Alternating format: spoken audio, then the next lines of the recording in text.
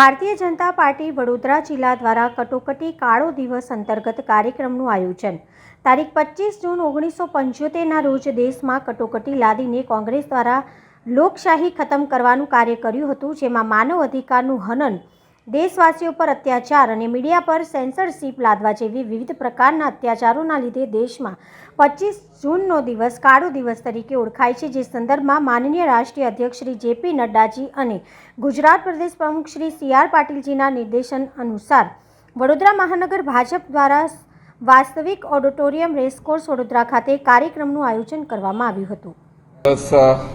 સમગ્ર દેશમાં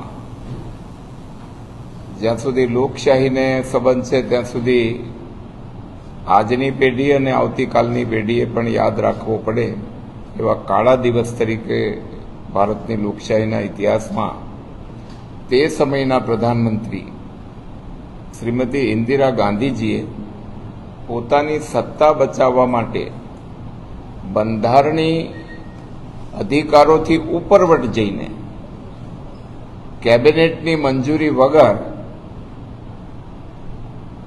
ઇમરજન્સી નાખવાના બે કારણ હોઈ શકે, એક એક્સટર્નલ ઇમરજન્સી, એક ઇન્ટરનલ ઇમરજન્સી.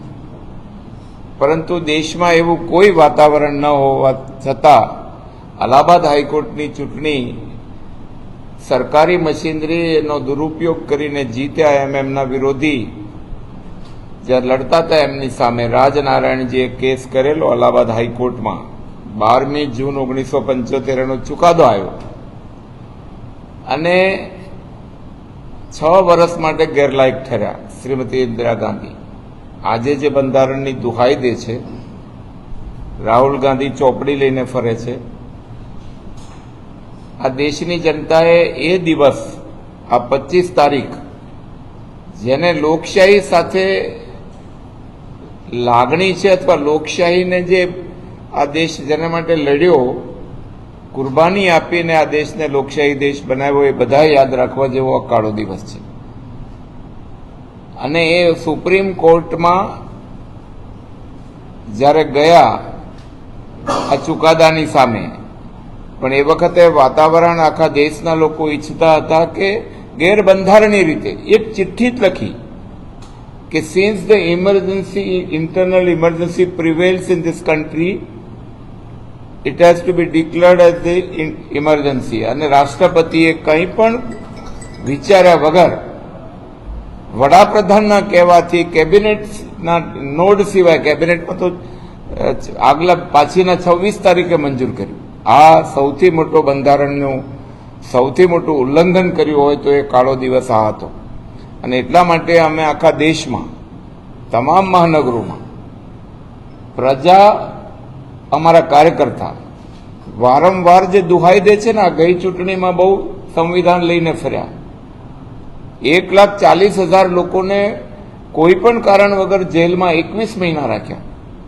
ગુજરાતના 2,000 માત્ર ભારતીય જનસંઘના નહીં, વિરોધ કરનારા તે વખતના સંસ્થા કોંગ્રેસથી માંડીને ભારતીય લોકદળ, સ્વતંત્ર પક્ષ, જેટલા પણ પક્ષો હતા, આ ઇતિહાસનો સૌથી કાળો દિવસ છે. અને આ કાળા દિવસની યાદ આવતી પેઢીને પણ એટલા માટે હોવી જોઈએ જેના ખબર પર ભારત માતાની ભાગ્ય ધરોહર આવવાની, લોકશાહીને કેવી રીતે ખૂન કરી શકાય. અને જે ઇતિહાસ એમણે જે શરૂ કર્યો છે કાળો, એ આજે પણ ચાલુ છે. એ રાહુલ ગાંધી અને એમની ઇન્ડી ગઠબંધન જૂઠ ફેલાવવાનું એ વખતે જૂઠ ફેલાવ્યું હતું. માત્ર ગુજરાતમાં એક પેલું આંદોલન હતું, રોટી રમખાણના નામે પ્રસિદ્ધ થયું, અને ગુજરાતમાં અને બિહારમાં જયપ્રકાશ નારાયણજીના નેતૃત્વમાં બિહારમાં વિદ્યાર્થીઓએ આંદોલન પકડેલું. આ બે જગ્યાએ માત્ર આંદોલન હતા, દેશની સરકારને કોઈ ખતરો નહોતો. અને એમાં પાછું ઉમેર્યું કે વિદેશી તાકાતો ભારતની સરકારને અસ્થિર કરવા માંગે છે. આવા જુઠ્ઠાણા ત્યારેય ફેલાવ્યા અને અત્યારે ફેલાવ્યા કે ભાજપા અગર 400 પાર હો જાયગી તો સંવિધાન બદલ દેગી. કોંગ્રેસના લોકોને, હું આ દેશની જનતાને, વડોદરાના આપણા લોકોને કહેવા માંગુ છું કે 38મો સુધારો, 39મો સુધારો, 40મો સુધારો, 41મો, 42મો તો એટલો ખતરનાક હતો કે તમે આ જે મીડિયાના લોકો છો ને, પ્રેસ ઉપર સેન્સરશિપ, પત્રકારો જેલમાં, the leading journalist Kuldeep Nair જેલમાં, ઇન્ડિયન એક્સપ્રેસ ગોયંકાજી જેલમાં, સરકારને પૂછ્યા વગર કોઈ છાપું છાપી શકાય નહીં. આજે મૌલિક અધિકારોની વાત કરે છે આ કોંગ્રેસ આખી ચૂંટણીમાં 2024માં कि भारत भाजपा आएगी तो बंधारण संविधान बदल जाएगा. જેણે 75 વખત સંવિધાન ઉપર તરાપ મારીને બદલ્યું છે એ અમને કહે છે. અને એટલા માટે અમારે કહેવું છે આ દેશની જનતાને, ગુજરાતની જનતાને, કે આજનો આ દિવસ જે રીતે આ દેશમાં લોકશાહીની હત્યા થઈ એટલું જ નહીં, પણ maintenance of internal security act MISA, જેમાં જામીન પણ ના મળે, પાર્લામેન્ટની પ્રોસિડિંગ હોય ને એનું પત્રકારો અહેવાલ ના આપી શકે, સુપ્રીમ કોર્ટમાં દલીલો ચાલતી હોય ને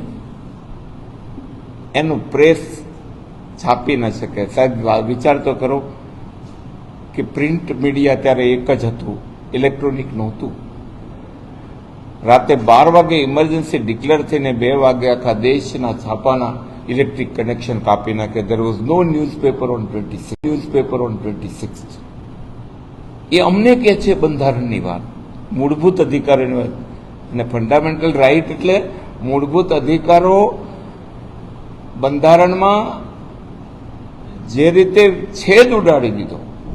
પર્સનલ રાઇટ જેને આપણે ફંડામેન્ટલ ભારતના બંધારણે આપ્યું છે, ફંડામેન્ટલ રાઇટ્સ ઓફ ઇન્ડિવિજ્યુઅલ, એ પણ ખતમ. અને સત્તા ટકાવી રાખવા માટે એમણે કરેલો આ કાળા દિવસ અને દેશભરમાં જે દમન કરવામાં આવ્યું અને નસબંધીના ટાર્ગેટ આપ્યા હતા દરેક મુખ્યમંત્રીને, અને એની આખું માથા પર લઈને ફરતા હતા સંજય ગાંધી. હરિયાણાના એક ગામમાં તો 8 વર્ષથી માંડીને 80 વર્ષના લોકોની બધાની નસબંધી કરી નાખી.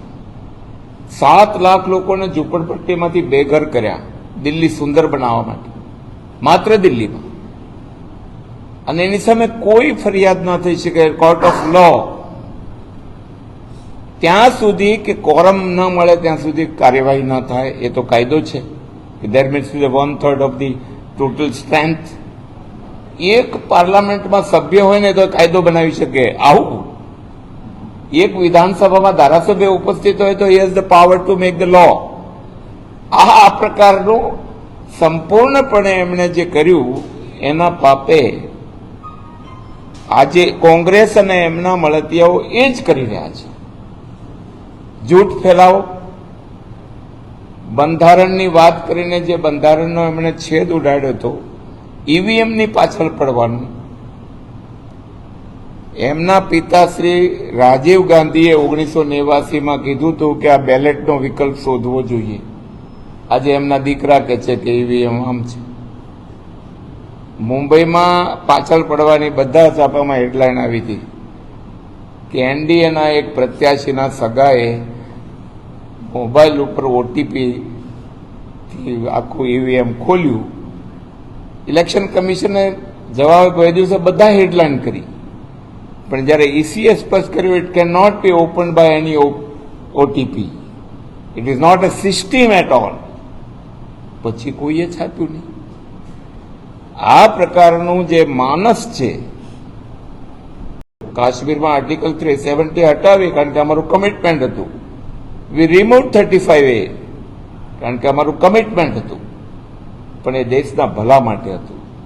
અને એટલા માટે આજનો દિવસ અમે બધા જ જિલ્લા, મહાનગર, અને આજે પ્રદીપભાઈ અમારી વચ્ચે આવ્યા છે. પ્રદીપભાઈ અમારા બહુ જૂના કાર્યકર્તા, લગભગ he has work more than 35 years, અને બેંક ઓફ ઇન્ડિયાના ડિરેક્ટર પણ છે, પોરબંદરના પ્રભારી પણ છે, જૂનાગઢમાં નિવાસ કરે છે, શિક્ષણ શાસ્ત્રી છે. આજે પ્રદીપભાઈ આ વિષયને અમારા કાર્યકર્તા પ્રબુદ્ધજનો એમની વચ્ચે મૂકવાના છે.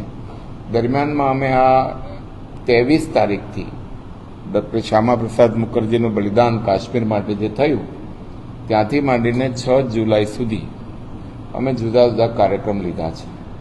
આપણે બધા જોઈએ છીએ કે જે રીતનું તાપમાન દેશભરમાં 52 ડિગ્રી સુધી ચીરું જેવામાં પહોંચે તો એ ભારતીય જનતા પાર્ટીએ પોતે નિર્ણય કર્યો છે કે ભાજપના દરેક કાર્યકર્તા 26 તારીખે બધા પ્રમુખો, પછી પ્રદેશ પ્રમુખ હોય કે મંડળના પ્રમુખ હોય કે મારા શક્તિ કેન્દ્રના, એમણે માતાજીના નામે વૃક્ષ વાવવાનું, પોતાની માના નામે. એક ભલે વાવે, પણ માએ બાળકનું જે રીતે પોષણ કર્યું છે એમ બાળક માનું પોષણ કરે એટલા માટે.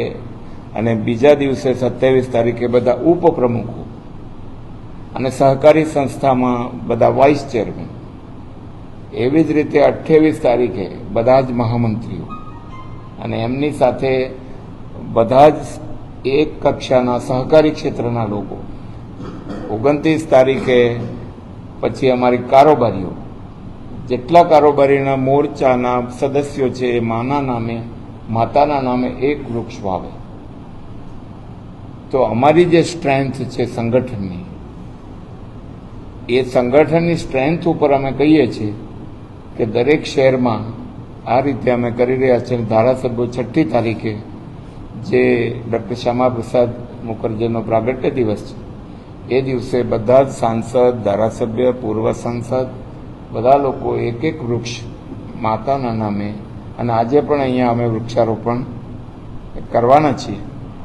આ અમારા કાર્યક્રમો આ રીતના છે. અમે બ્લડ ડોનેશનના કાર્યક્રમ પણ શ્યામાપ્રસાદ મુખર્જીના બલિદાન દિવસે કર્યા છે. અને દેશને આ કાળા દિવસ માટે કોંગ્રેસે કરેલું પાપ એ વખતનું તો ઠીક છે, પણ આજે પણ એ કરી રહ્યા છે. જૂઠ ફેલાવીને ત્યારે પણ કરતા હતા અને જૂઠ ફેલાવીને આજે કરે છે.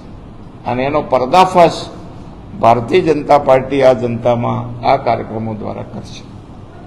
ધન્યવાદ.